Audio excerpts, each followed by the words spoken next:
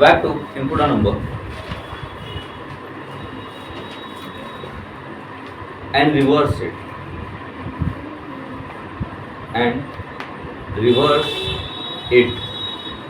ठीक है। यानी एक नंबर को इनपुट लेना होगा, क्या करना है, रिवर्स करना है। फॉर एग्जांपल जैसे हम लोग ले इनपुट 4 5 6 7, ठीक है, ये मेरा क्या हो गया इनपुट, तो इसका आउटपुट क्या आएगा, इसका आउटपुट अगर हम लोग बात करें तो आएगा क्या 7 6 5 4 2। समझना है, समझा ना, मजबूत कर देगा, तुम अंदाज नहीं कितना बेनिफिटेड होगा 9। क्लियर, ये रिवर्स का। अब करना क्या है, क्या देखो, नॉर्मली हम लोग क्या करते हैं, आर निकालते हैं, ठीक, एक एक डी निकालते हैं।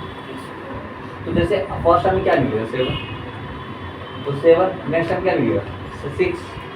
6 कहाँ आना चाहिए, 7 के पहले या 7 के बाद,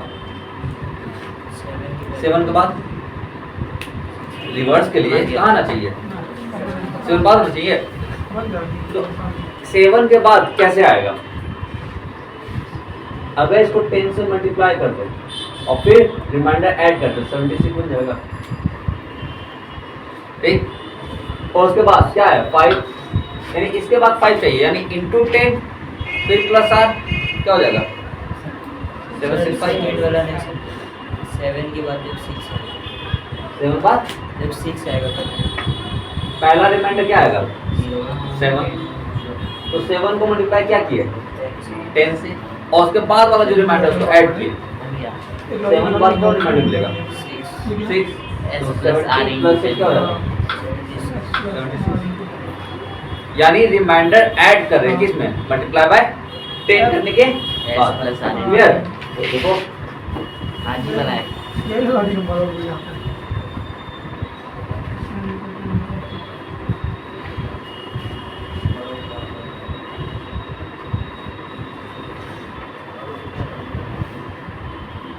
क्लास वाइल पढ़ हम लोग,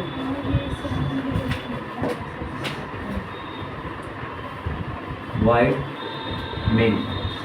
अगर इनपुट लेना है तो भाई मेन इनपुट लेंगे, नहीं तो स्कैनर क्लास से लेंगे हम लोग।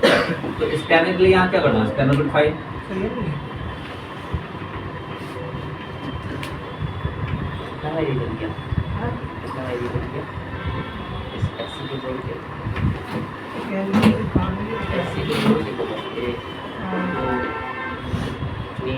अब तो क्या ये चाहिए एक n, तो क्या होगा इनपुट एक हम लोग ले रहे हैं एस, जिसमें हम लोग रिवर्स को निकालेंगे, या हम लोग आर एन ले लेते हैं रिवर्स नंबर इक्वल टू 0, और एक रिमाइंडर के लिए आर, और वो जरूरत नहीं है।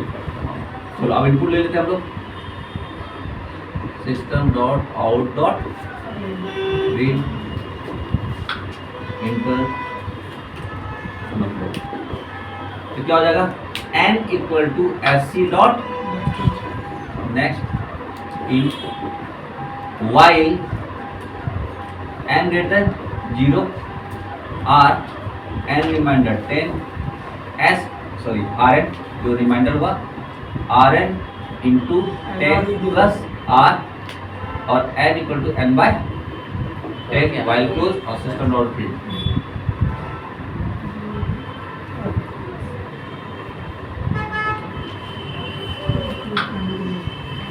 नंबर प्लस आर, ठीक है, क्लोज, ठीक है। अब समझा जाए इसको, देखो एन, ओए सोनल, इसको तुम सी प्लस में कन्वर्ट कर लेगा, हाँ कन्वर्ट करके दिखाइएगा। एन और क्या वेरिएबल जरूरत पड़ेगा, आर और एक आर एन, ठीक है। चलो तो हम लोग एन में जो लेते हैं 4 5 6 7 ये लेते हैं, कहाँ आएगा सबसे पहले इस प्लेस पे, यानी 4 5 6 7 greater than condition true, true तो कहाँ यहाँ आया आर, 4 5 6 7 रिमाइंडर 10, ये क्या देगा 7, जितना जीरो उतना डिजिट, ठीक है, एक जीरो है इसलिए एक डिजिट। 10 से जब भी डिवाइड करते हैं रूल यही है। तो ये क्या देगा तुम्हारा 7 रिटर्न करेगा, यानी आर में क्या गया 7। अच्छा आर में तो जीरो आएगा, यहाँ के बाद कौन सा लाइन, अब ये साइन में आएगा क्या है R N into 10। R N में क्या है 0 इंटू 10 प्लस आर 7, रिटर्न क्या आया। तो दिक्कत इस बात कहाँ आएगा, ये डिवाइड मतलब क्या होता है एक डिजिट कम होगा, तो भी कहाँ से लास्ट, यानी 4 5 6 7 बाय 10, ये क्या बन जाएगा 4 5 6, ठीक है। क्योंकि वाइल है तो ये फिर से आएगा किसके पास, किसी के पास। तो n अब क्या बन गया है 4 5 6, तो इसको चेक करेगा भाई 4 5 6 बड़ा है कंडीशन ट्रू, तो ट्रू फिर से गया अंदर निकाला। इस बार क्या होगा n है 4 5 6, रिमाइंडर 10 क्या आएगा 6। अब क्या आएगा यहाँ पे आर एन क्या होगा, आर वैल्यू लास्ट वैल्यू जो होता है, तो 7 इंटू क्या हो गया 10 प्लस आर क्या है 6, क्या बन गया 26। अब यहाँ क्या आएगा यहाँ बाय 10, यानी अब क्या हो जाएगा नंबर, तो ये है मेरा एन क्या हो गया 4 5 6 हो गया बाय 10 किया, तब क्या बन जाएगा 45। फिर ऊपर आया वाइल आया, चेक किया 45 ग्रेटर देन 0, कंडीशन ट्रू। फिर यहाँ आएगा यानी 45 6 रिमाइंडर 10 क्या आएगा 5, यानी आर क्या गया 5। यहाँ आएगा आर एन को 10 से मल्टीप्लाई, आर एन क्या है 76, तो 76 इंटू 10 प्लस आर है क्या 5, यानी क्या हो गया 7 6 5। अब क्या आएगा यहाँ, तो आर एन मतलब एन क्या है 45 बाय 10 क्या हो गया 4। फिर से ऊपर आया चेक किया कंडीशन ट्रू, फिर निकाला भाई 4 रिमाइंडर 10 क्या होगा 4 ही होगा। और अब यहाँ आर एन क्या है 765 इंटू 10 प्लस आर 4 है, तो 7 6 5 4। और अब यहाँ आएगा तो इस बार जब डिवाइड देगा तो एक डिजिट गायब, यानी क्या हो गया वो। अब जब ऊपर आया तो ये क्या हो गया 0 ग्रेटर देन 0, कंडीशन फॉल्स। जैसे फॉल्स होगा अब अंदर आने जगह कहाँ आएगा बाहर, वाइल को छोड़ के, वाइल यहीं तक है इसलिए वाइल का नेक्स्ट लाइन एग्जीक्यूट किया, सिस्टम आउटपुट रिवर्स नंबर, ये आउटपुट करेगा रिवर्स नंबर। आर एन क्या है मेरा 7 5 6 7 6 5 रिवर्स हो गया। करोगे यहाँ पे क्या होगा आर एन होगा, एन आर लिख दिए थे, लो फ्लो में गलती हो गई है तो सुधार लेना। बैक टू इनपुट का number and check it is palindrome और नॉट, ठीक है।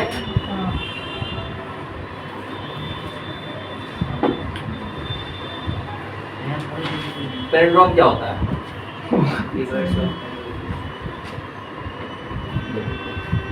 ऐसा नंबर जिसका इनपुट लिया जाए। फॉर एग्जांपल इनपुट हम लोग ले रहे हैं क्या, जैसे अभी लिया ना 4 5 6 7, इसका रिवर्स क्या आया 7 6 5 4, क्या ये दोनों बराबर है, नहीं, ये पैलिंड्रोम नहीं है, नॉट पैलिंड्रोम, ठीक है। लेकिन अगर हम लोग इनपुट ले सपोज 1 4 5 1 4 1, इसका रिवर्स इसका रिवर्स करेंगे तो वही आएगा, क्या ये दोनों बराबर है, बराबर है, यानी 1 4 1 क्या है एक पैलिंड्रोम नंबर है, ठीक है। मोरल ऑफ द स्टोरी क्या होगा कि नंबर को पहले क्या करेंगे रिवर्स करेंगे, और रिवर्स करने के बाद चेक करेंगे कि जो नंबर था क्या उसके बराबर है, और अगर बराबर हो गया पैलिंड्रोम है। रिवर्स करना हम लोग सीख चुके हैं, जब यहाँ तक लूप पहुंचा होगा तो नंबर रिवर्स होकर आर एन में तो स्टोर हो चुका होगा, है ना। बस आर एन को क्या करना है चेक करना है कि आर एन एन के बराबर है या नहीं है। तो सिंपली हम लोग क्या करेंगे इफ लगा देंगे आर एन इक्वल टू क्या एन, ठीक। बस यही गलती होगी, कारण हाँ, जब ये लूप खत्म हुआ होगा तो n का वैल्यू क्या हो गया होगा? 0। समझे? n का वैल्यू तो 0 हो चुका है, तो क्या ये 0 होगा? तो भी नहीं होगा। तो अगर ऐसा काम करोगे तो हर बार कहेगा पैरेललोग्राम है भी, तो भी कहेगा नॉट पैरेललोग्राम, और नया पैरेललोग्राम है तो कहबे करेगा। तो वैसे सिचुएशन में हम लोग क्या करते हैं, n को किसी वेरिएबल में स्टोर कर लेते हैं। फॉर एग्जांपल जैसे यहाँ इनपुट ले लिया और इनपुट के बाद ले लेते हैं, यहाँ पे डिक्लेयर कर लेते हैं m का, m इक्वल टू n, यानी n का वैल्यू लॉस हो गया, लेकिन n का वैल्यू स्टोर किस में है? m में। तो अब कंपेयर करें किससे? m से। ठीक है, ऐसा याद रखना, पैरेललोग्राम, आर्मस्ट्रांग, ये सब नंबर जो है जितने भी लूप चलते हैं, खासकर डिवाइड वाला, डिवाइड चलने के बाद लूप क्या होता है, n का वैल्यू खत्म हो जाता है। जितना ही प्रोग्राम ऐसा रहेगा और n से रिलेट करेगा, उसको स्टोर करना होगा किसी थर्ड वेरिएबल में, ताकि उसका वैल्यू हम यूज कर सके दोबारा, नहीं तो पंगा होगा। क्लियर? तो अगर रिवर्स ओरिजिनल नंबर के बराबर हो गया तो सिस्टम ऑटोमेटिक क्या? S not parallelogram. स्टोर कहाँ किया तुम किसी में?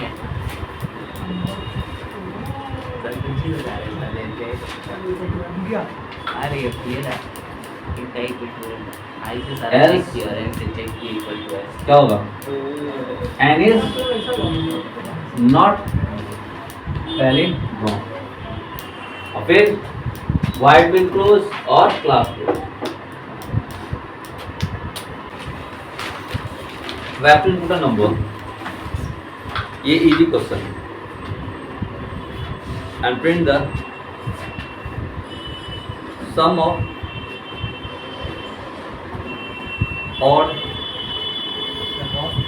odd digit and even digit separately.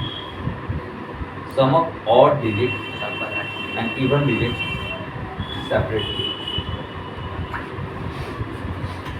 For example, देखो जैसे एक नंबर 4 3 2 5 ये कॉल लेते हैं, क्या बोलो? दो बोलो, 8। तो सम ऑफ इवन मतलब क्या?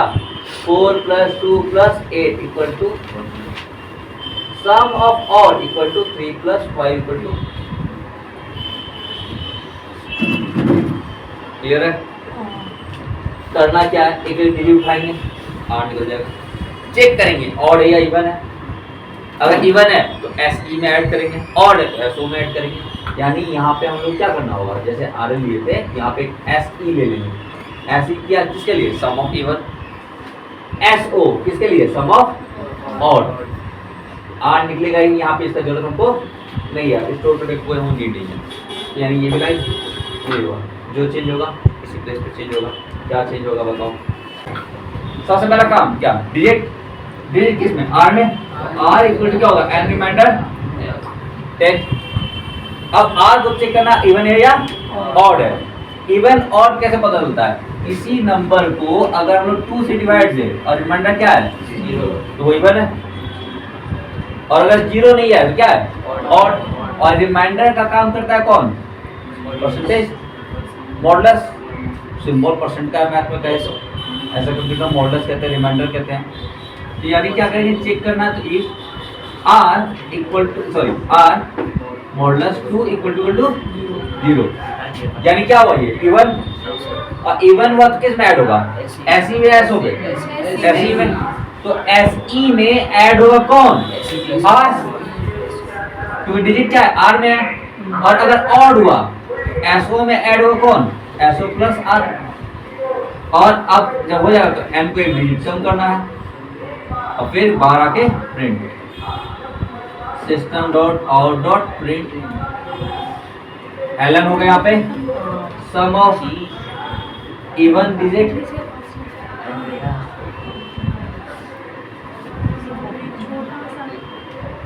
SE और सम of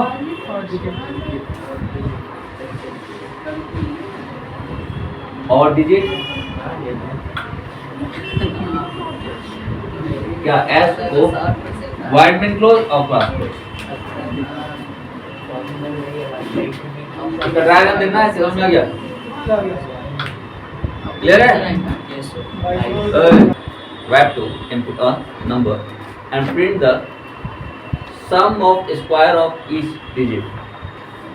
And print the sum of square of each digit. We have to input a number and print the sum of square of each digit. For example, जैसे एक नंबर हम ले रहे हैं 1 3 5, ठीक है? समझ गए आप? तो इसका स्क्वायर क्या क्या होगा डिजिट का? 1 का स्क्वायर प्लस 3 का स्क्वायर प्लस 5 का स्क्वायर। 1 का स्क्वायर 1, 3 का स्क्वायर 9, 5 का स्क्वायर 25। ऐड करो कितना है? यानी इनपुट आएगा 135, आउटपुट आएगा क्या? 25। क्या कहा? Sum of square of each digit. Input होगा ही, ठीक है? ग्रेड नहीं ना पता था। तो यहाँ क्या होगा? एस एक ले लेते हैं हम लोग, स्क्वायर और ये डिजिट ले S Q. S Q equal to क्या हो जाएगा? X Q plus R into R. जो रिमाइंडर है उसका स्क्वायर निकाल के उसमें ऐड कर दिया और फिर एन को 8 कम कर देना है और 12 के प्रिंट कर देना है।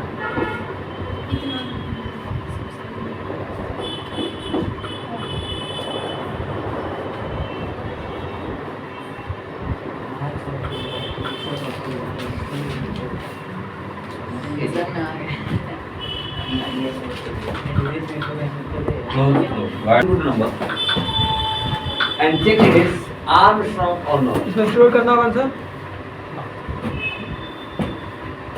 And check it is Armstrong or तो Armstrong होता क्या? सम ऑफ क्यूब। देखो Armstrong जो होता है ऐसा नहीं है सम ऑफ क्यूब, हम लोग को उसे बताया जाता है, ठीक है? जैसे सपोज करो 24 है तो यहाँ क्या होगा? 2 का स्क्वायर प्लस 4 का स्क्वायर। और अगर इन दोनों सम बराबर हो गए तो ये आर्मस्ट्रॉन्ग इसको कहते हैं। लेकिन हम लोग को पढ़ना क्या है? 3 डिजिट, जितने भी 3 डिजिट है उसका, यानी 3 डिजिट मतलब क्या हो गया? जैसे एक एग्जांपल है 153, ये आर्मस्ट्रॉन्ग। जैसे 1 का क्यूब किए 1, 5 का क्यूब किए कितना? 125 और 3 का क्यूब किए तो ऐड करो 1 5 6 6 7 13 17 1 2 2 4 4 1 5 1 बराबर है। निकाले क्या? देखो 1 का क्यूब 5 का क्यूब और 3 का क्यूब, यानी sum of cube of each digit. अभी हम लोग क्या दिखाते हैं? Sum of cube square of each digit. Cube के लिए क्या करेंगे? खाली क्या? इंटू आर लगा देना है, हो गया। क्यों हो गया? अब इसमें क्या होगा? एन से हमको चेक करना है, ठीक है? एन तो खत्म हो जाएगा लोग चलते चलते, इसे क्या करना होगा? हम लोग को एन को स्टोर करना होगा। एन ले लिए और यहाँ पे एम इक्वल टू एन। और अब बाहर क्या चेक करें? किसको? एम को किससे? एस को।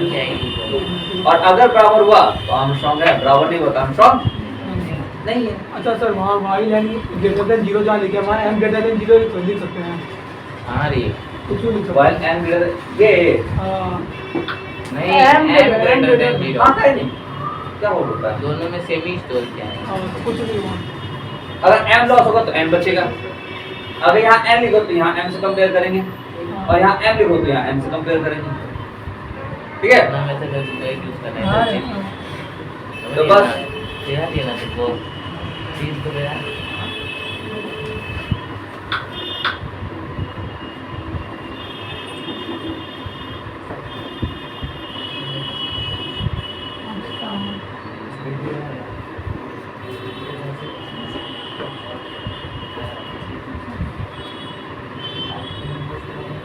else n is not Armstrong।